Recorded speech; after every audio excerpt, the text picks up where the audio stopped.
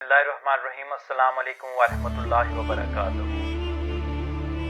حضرت سیدنا ابن مسعود رضی اللہ تعالیٰ عنہ سے روایت ہے کہ خاتم المرسلین کا فرمان عالی شان ہے کہ اللہ عز و جل کے خوف سے مومن کی آنکھ سے نکلنے والا قطرہ اس کے لیے دنیا اور اس کی ہر چیز سے بہتر ہے اور 1 سال کی عبادت سے بہتر ہے، اور اللہ عز و جل کی عظمت اور قدرت میں ایک گھڑی غور و فکر کرنا 60 دن کے روزوں اور 60 راتوں کی عبادت سے بہتر ہے۔